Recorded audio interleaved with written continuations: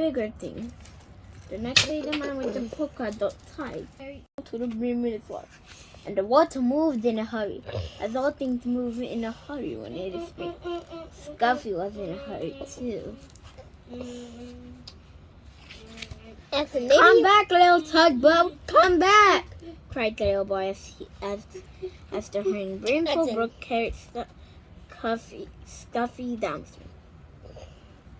"Not I," stuttered Scuffy. "Not I. This is the life for me."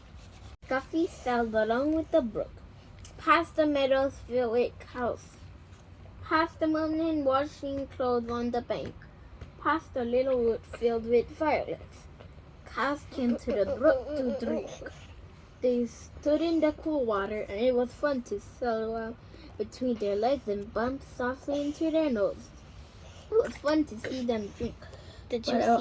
But when a white and brown cow almost drank Scuffy instead of the brook's cool water, Scuffy was frightened. That was not fun. Night came, and with the moon, there was nothing to see but the quiet trees. Suddenly, an owl called out, "Hoot, hoot, toot, toot!" cried the frightened tugboat, and he wished he could see the smiling face of the man with the polka dot tie. When morning came, Scuffy was cross instead of frightened. "I was meant for bigger things, but which way am I going to go?" But there was only one way to go, and that was where the running water where the two brooks met to form a small river. And with the river sailed Scuffy, the red-painted tugboat.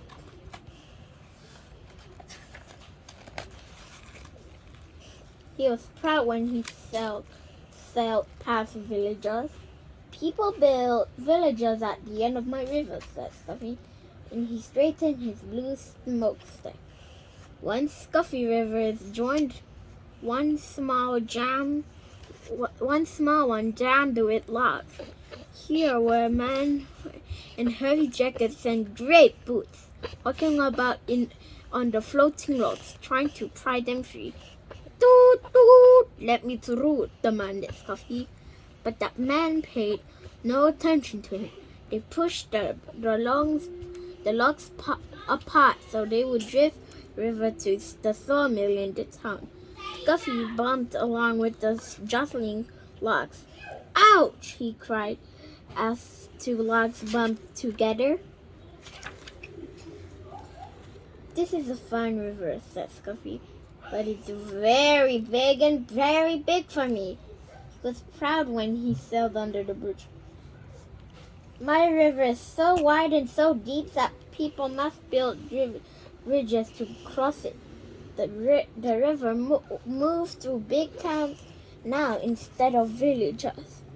And so the bridges over it were very wide enough so that so many cars and streetcars could cross all at once." Oh. The river got deeper and deeper. Scuffy did not have to tug up his bottom. The river moved faster and faster. "I feel like a train instead of a tugboat," said Scuffy as he was hurried along. He was proud when he passed the old sawmill with its water wheel. But high in the hills and mountains of winter, the snow melted. Water filled the brooks and washed from there the small rivers. Faster and faster it flowed to the great river where Scuffy sailed.